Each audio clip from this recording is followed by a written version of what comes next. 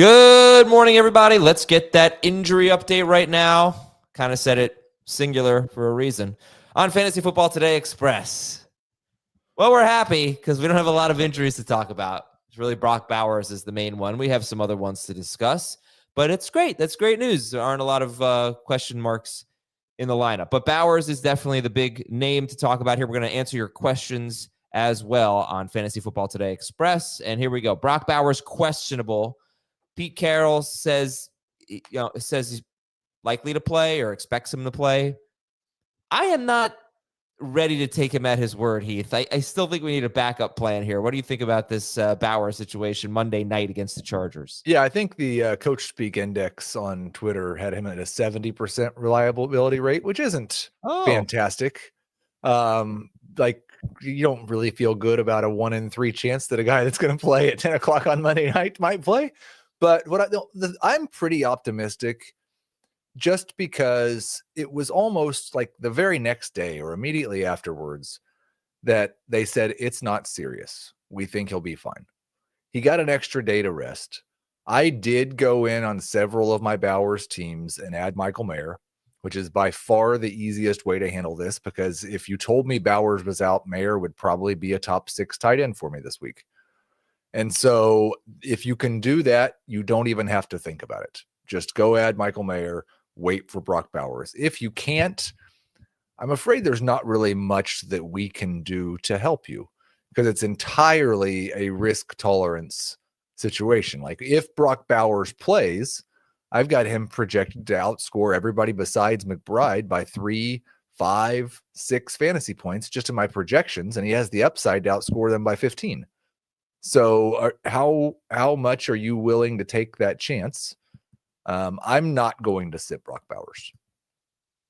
I think the Mayer solution is really, smart, 10% rostered. So go ahead and do that. Usually when a coach says, I expect him to play, that's enough for me. But I don't know. I guess I saw one of the prominent doctors on X speculating that he's going to miss week 2, and it is Pete Carroll, and he's just never been someone that you can take at his word. In fact, 70% seems high to me for the Coach Speak Index. So, all right, there you go. That's what the best thing to do is to pick up Michael Mayer. Juwan Jennings is and if you can't pick him up, you got to make the decision. So if you can't pick him up and you have tight end today versus Brock Bowers tomorrow, you're probably just playing Bowers, right? I am. Now, I think especially if you look at your game center and you're a 20-point favorite and you just want to play Harold Fannin or Juwan Johnson or somebody, that's perfectly fine. You're giving up a lot of upside, and you might feel really dumb if you're down by 2 points and your tight end scored 8 and then Brock Bowers is active. And 3 other options would be Tyler Conklin, Cade Otton, who did not have a catch last week, and Dalton Schultz. If someone already picked up Michael Mayer, you can get the other 3 tight ends who play on Monday night. Obviously, they're probably not going to be very good, but maybe they can get you 5 fantasy points or something like that, and can cover your bases in a sense in that way. Okay, Juwan Jennings is expected to play, but left tackle Trent Williams is going to be a game-time decision for the 49ers at the New Orleans Saints. That is a 1 o'clock game, so we'll know early there. Any interest in starting Juwan Jennings, and how much would the Trent Williams injury, if he's out, and again, he did not have a good game in week 1, but how much would that affect Ricky Pearsall? It's interesting because this game is already tied for the lowest over-under of the week with Pittsburgh Seattle, which after what Pittsburgh did in week 1, that sounds kind of weird, but it's going to be a low scoring kind of gross game if Juwan Jennings is active. And I haven't made that adjustment yet, because I'd seen one thing that said game time decision. I'd seen one thing that said expected to play. If Jennings is active, then I drop Pearsall down into the wide receiver 3 range, probably close to wide receiver 30. And Jennings would be quite a ways behind that. I'd call him a desperation flex at best. Okay. We do have a report from ESPN's Mike Reese that the Patriots running back snap distribution could be changing in week 2. Did you move Travion Henderson up in any way? Well, I didn't really move Travion Henderson down after last week's split. So I this was something that I think we all kind of expected. Mike Vrabel talked early in the week about how they have to get Henderson the ball in space more and how they have to get the run game fixed. I think Henderson is the definition of a borderline number 2 running back with considerable upside. Okay, we're going to take a break, and we're going to give you some more news and notes right after this on FFT Express. All right, welcome back, folks. So Quinshon Judkins is going to play. He'll be on some sort of snap count. They're at Baltimore. What does this mean for the Browns running backs?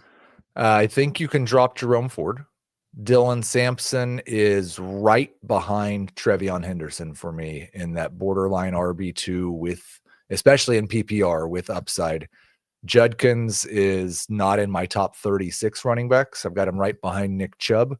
He could break one long run, but the other thing I'd said is expect him to play the snaps of a backup running back.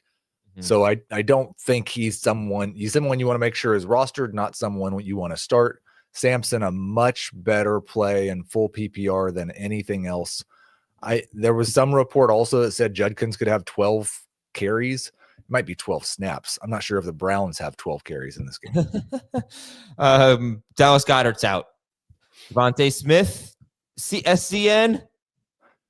You should start Devontae Smith. I probably don't have him as high as you would like for me to have him. But he is a top 24 wide receiver and someone you start as a number 2 wide receiver. Okay, and Xavier Worthy out. We know that. So Marquise Brown or Devontae Smith? I would go with Devontae Smith. I have pretty low expectations for the Chiefs offense today. Okay.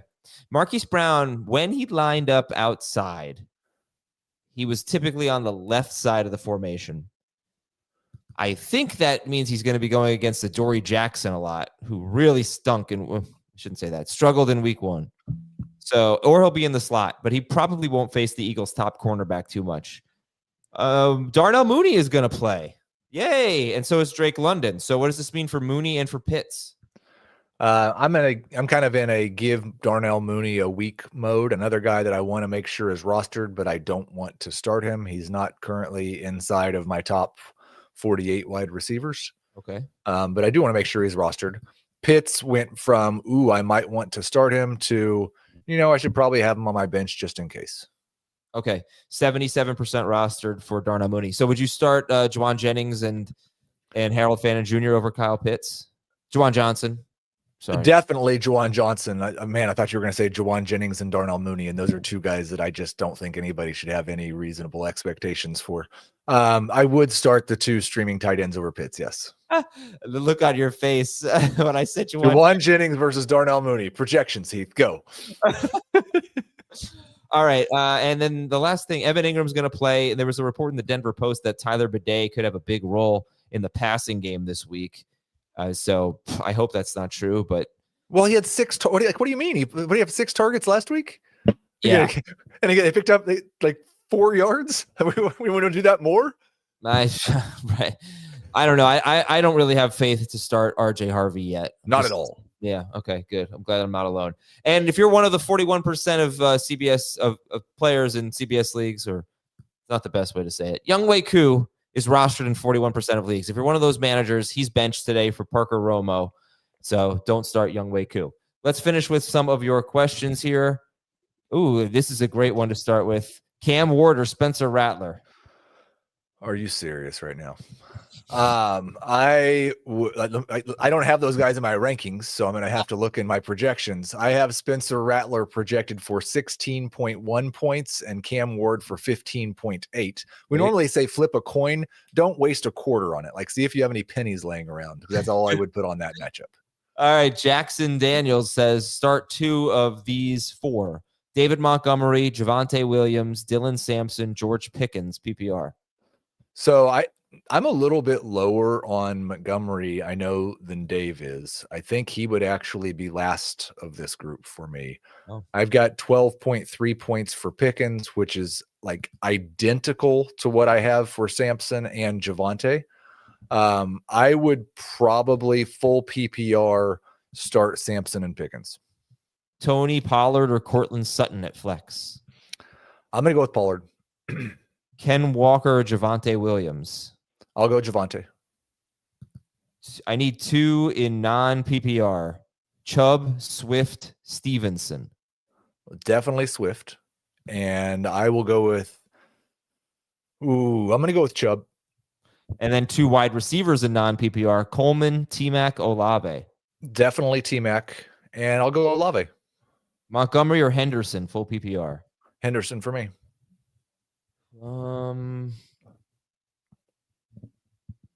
Traded RJ Harvey and Drake London for Rashee Rice and Trey McBride. Interesting. I like that deal a lot better as long as you're 1-0. Like I think after week 2, I was one of the things I planned on sending out and kind of a programmed message is if you're 2-0, go see if Rashee Rice is available. Shaheed or Tillman, PPR. Those guys are very close, but I'll go Tillman. Jordan Mason or Pittman? Mason. Just giving the music. I'm not giving the advice. It's Fields, Mason. Okay. Fields or Burrow, 4-point per passing touchdown. Ooh, 4 points, obviously. Quite a big boost there for Fields, but I'll still take Burrow. Kayshon Boutte or Cedric Tillman? I'm going to go with Tillman. Javonte Williams or Devontae Smith? Devontae. Pickens or Juwan Johnson, tight end premium, PPR?